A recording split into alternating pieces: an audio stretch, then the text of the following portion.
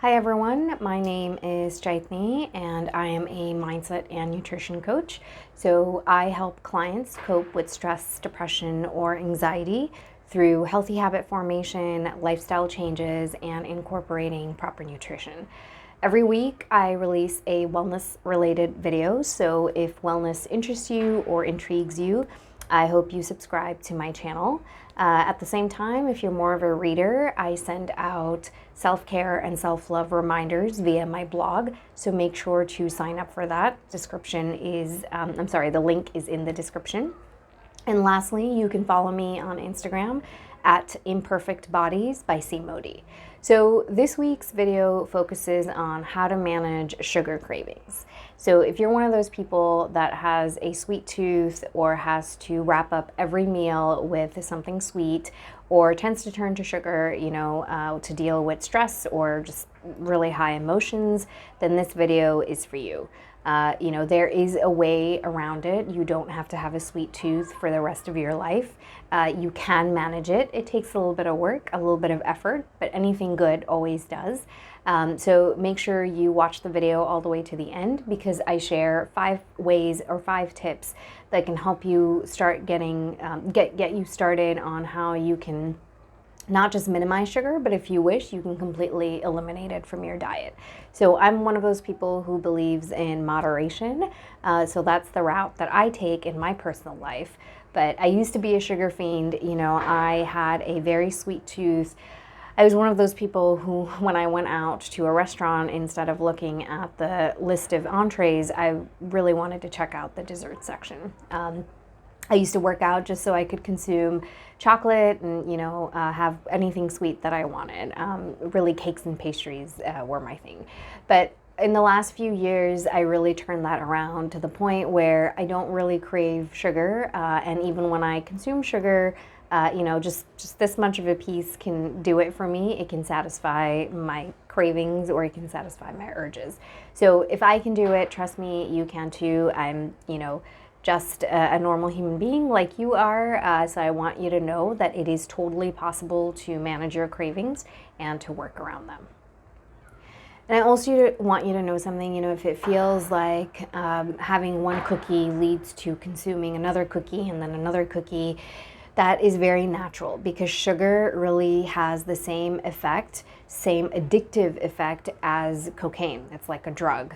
It releases dopamine, a chemical in your brain that leads to the addictive side of it. So consuming sugar is like being on a drug. It is like an addiction. So if you feel like you have no self-control, it's really not about the self-control. It's the science. It's the way your body works. And it's really how sugar works with your body. So please know that, don't think that you have absolutely no control over any of this. You do, but some of it also involves science and how sugar interacts with your body. So first things first, the first tip that I have for you is really understanding why you're turning to sugar in any moment that you are. Now, whether that's, soda, that's pop, some drink that you're having, it's a beverage, or you're actually having dessert, or, a meal that is pretty heavy on sugar, like pancakes, whatever it is, just stop for a moment and try and figure out what need or what urge is this meal fulfilling for you. It's more than just a craving. That is not an answer that you can give yourself. You need to really slow down and think about the need or the emotion or, whatever desire it is that it's fulfilling. This is an exercise that takes a while, because the instant reaction really is to say, oh yeah, I'm just craving sugar, because I always do, or I have a sweet tooth, I love sugar. But that's not the answer. There is a deeper emotion. So the minute you connect to the why, it gets a lot easier to identify your patterns and to break away from those patterns. So is it hormones? Like, especially for women, a lot of times when we PMS, our cravings for carbs go up. So that is an explanation to why you might be craving that chocolate chip cookie or, the slice of cake. At the same time, is it something else? Is it stress? Is it boredom? Is it some kind of trigger? Is there an event that really triggered you, or something that someone said, and sugar has been your coping mechanism? So then the reason for turning to sugar is identifying what that trigger is, so you can then start to identify some healthy coping mechanisms instead of turning to sugar. So there are a lot of reasons for it. It could be anger, it could be the people around you. If everybody around you is really big on consuming those donuts or whatever it is that's chocolate that's out there, it's going to be hard to resist that temptation. So is it that environment? Is it your home environment? Do you live in a place where you have easy access to a lot of these sugar-laden foods? So these are things you need to start to figure out. Like I said, it takes time. You have to be a little bit patient with yourself. But once you figure out, you will see the beauty of the pattern. It's so clear. It's not that complicated. Everything will be clear to you and you'll be able to connect the dots. So step number one is really figuring out why you're turning to sugar. What need or what desire or what emotion is it fulfilling for you? Before I move on to tip number two, just one thing that I want you to remember is a lot of times some of the foods you eat will also lead to these cravings. So, if you're having, let's say, a bag of chips, or let's say you're consuming, something else that's processed, like noodles at home that are made from a little package, that will set off those taste buds. It's going to have a snowball effect, and it probably will lead to an increase to your sugar cravings. So that could be another reason as well, as you try to figure out the correlation and answer the question of why. Sometimes it's the meals that you've eaten or the meals that you've skipped that might also be leading to that additional sugar consumption. Now, tip number two is observe, observe, observe. So as you work on finding your answers, like I suggested in tip number one, tip number two is all about what is sugar doing to your body as well as your mind. So it's really slowing down and starting to pay attention to the effects of sugar on your mind and body. Now, this is something where you have to really connect with how you're feeling physically as well as mentally.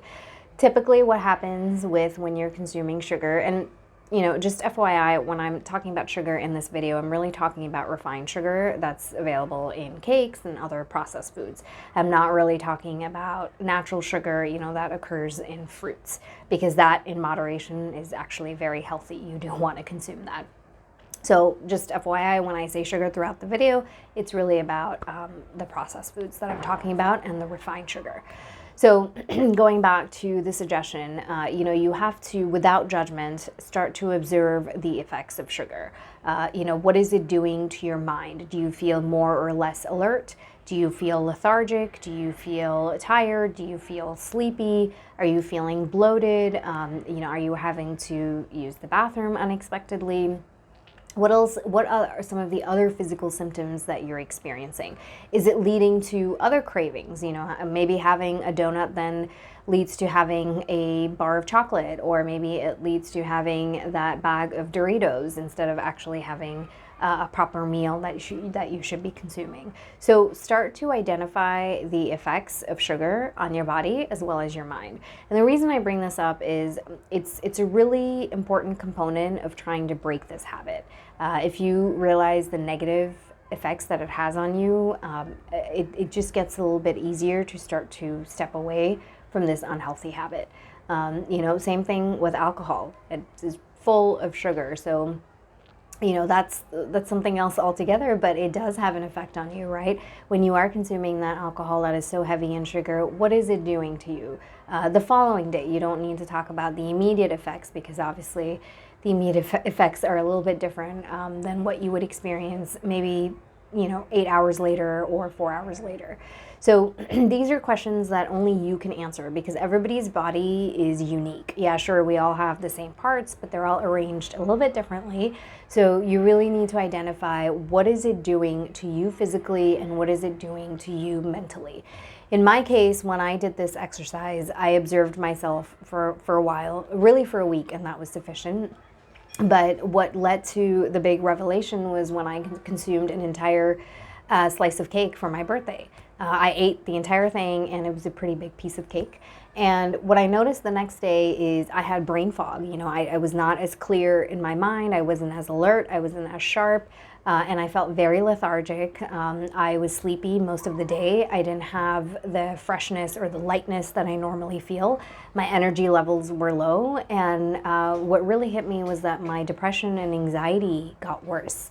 So if you do battle any kind of mental health issues, sugar is one of the worst things that you can consume. Again, refined sugar. Having that processed sugar just makes those symptoms worse. The cleaner you eat, the healthier you eat, the better it gets to cope with the symptoms. So for me, that was a big red flag. And as I've started to cut back on sugar, and I consume it in very small amounts, it's had a pretty big positive effect on managing my symptoms of depression and anxiety.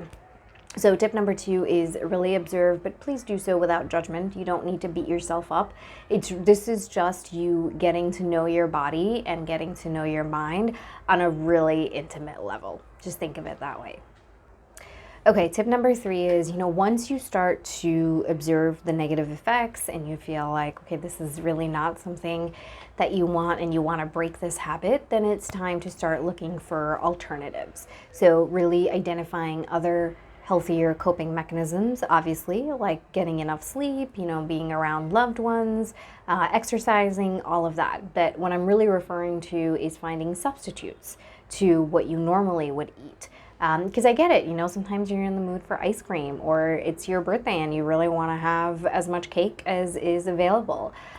So all of that is understandable, but then it's time to look for some healthier substitutes. So instead of having that ice cream or instead of having alcohol, what is it that you can have? You can turn to fruit. Fruit is a great alternative. Having a fruit salad is fantastic, just a mix of different fruits. You could have a smoothie, just make sure, pay attention to how much sugar in addition you're adding to the smoothie. You don't want to add any additional sugar, just let the fruits do their thing.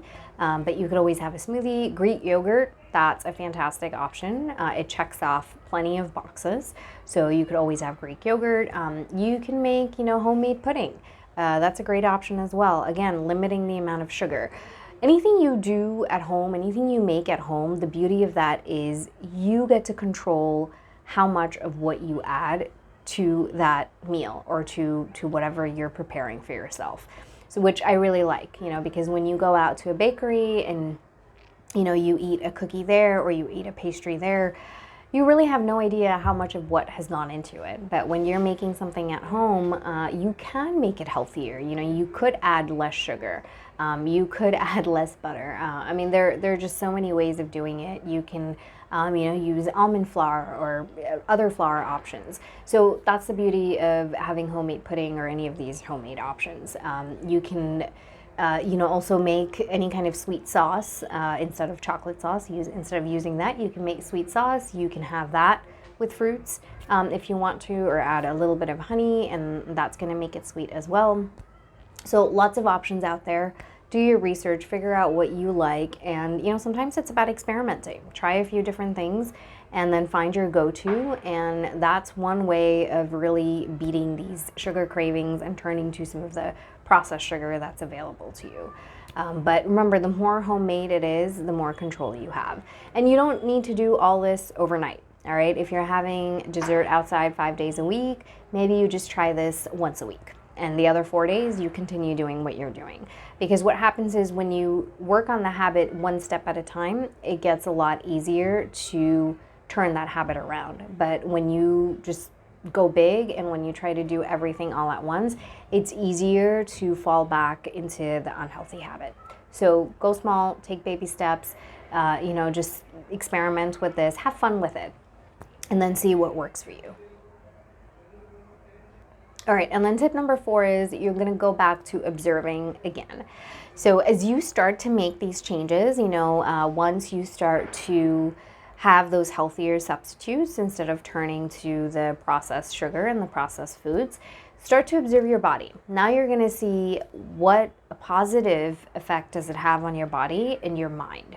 More than likely, minimizing some of that refined sugar is going to start to make you feel more energetic. It's going to make you feel lighter. It's going to put you in a better mood. It's going to make you more resilient physically and mentally. It's also going to help you cope with any kind of health issues that you might have. It's going to make you feel really clear-headed, probably more productive, and just in general, add this lightness to your life, mentally and physically. So those are typically the effects that you experience, but experience them for yourself. You identify what it's doing for you. So even if it's that one day when you choose to have, a small bowl of fruit versus having ice cream, the next day, just observe your body and observe your mind. But hold on to this observation. So if it is positive, which it should be, I'm pretty sure it will be, just hold on to that, because these positive feelings and this positive experience is the motivation that you're going to need the next time when you try to decide between an unhealthy versus a healthy option.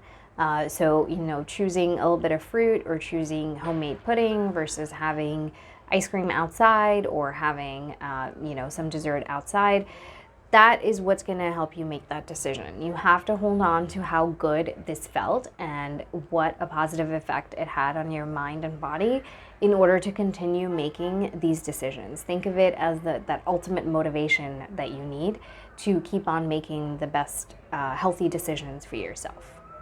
All right, and then the last tip number 5, is make other lifestyle changes. So nothing happens in isolation. Everything in your life is interconnected, especially your mind and your body. So if you're feeling really low, or if you're isolating and not really connecting with other people and you're lonely, it gets a lot harder to give up some of these habits. Sugar has become your support system. Not a healthy support system, but it has. So instead of sugar, you need to start replacing it with actual humans or having an actual support system, whether that's going to church, whether that's hanging out with friends or making new friends, or it's connecting more with your work colleagues or volunteering, whatever it is that's going to get you out of the house and make you feel less lonely. So there are other parts of your life that you need to focus on. Obviously, one of them is not isolating. Having a good support system is huge. The other one is, focusing on sleep, making sure you're getting enough sleep, at least 7 to 9 hours every night, because that has a huge impact on your cravings. As we talk about observation, watch that the next time, you get only 4 or 5 hours of sleep or anything less than 7. It's going to be a lot easier to choose that piece of cake over choosing, a piece of fruit. So sleep has a huge, huge impact on the decisions you make when it comes to your hunger, as well as your mood. So make sure you're getting enough sleep. Add more fiber to your diet. Make sure you're drinking enough water. You want to drink at least 3 to 4 liters a day. And then you also want to make sure that you move. A sedentary lifestyle doesn't help whatsoever. And again, you don't need to spend 60 minutes at the gym. Just go walk around for 15 minutes, stroll around your neighborhood, walk around your house while you're taking a work call. However you want to do it, however you want to make it work for you, but you need to get moving. Again, only start with 15 minutes a day. If you can take it up a notch, go for it. But that is tip number 5, is you have to focus on some of the other lifestyle changes as well. It's really not just about giving sugar and only doing that, because you can try that, but 2 things will happen. One, that change may not last. And number 2 is you might not be able to make that change at all. Like I said, everything is a web, it is all intertwined. So keep that in mind. And with that, I just want to wrap up and let you know that, minimizing sugar or even completely eliminating it from your diet is not an easy task. You have to be patient with yourself. You have to be kind with yourself, because it's something that's going to take a while. For anything to become a habit, it's taken time for it to become a habit, and now you're trying to break away from this unhealthy habit and develop a new, more positive habit. So of course that's going to take time. So give yourself that time. Be patient with yourself. Like I said, start small and then work your way up. But it's a change that can change your life. It has for me, but you have to make sure you have the right tools. Prime your environment, prime your support system. Make sure you are paying attention to some of the other lifestyle changes that I talked about. All of that is going to matter. So look at that whole, and then I hope these steps really help you make the change that you wish to make. So I'm just going to quickly wrap up, recap on the 5 steps that I shared with you. So number 1 is finding the reason for turning to sugar. Whatever it is that you're trying to cope with, you have to identify that why. Then tip number 2 is you observe the negative effects of consuming sugar. And then tip number 3 is you start to slowly incorporate some healthier substitutes to the unhealthy options that you've been having. And then tip number 4 is you go back to observation. What is that adding and what is that substituting doing to your mood as well as your body? How is it helping you mentally and physically? And then tip number 5 is always look at the whole picture. Nothing happens in silo, so also pay attention to your sleep habits, to your hydration, to your movement, and to your other meals and other foods that you are consuming. So with that, thank you so much for stopping by. And if I can help you with any recipes or finding any healthier substitutes to the sugar that you consume, please drop it in the comment. Whatever your questions are, I'll make sure to answer them.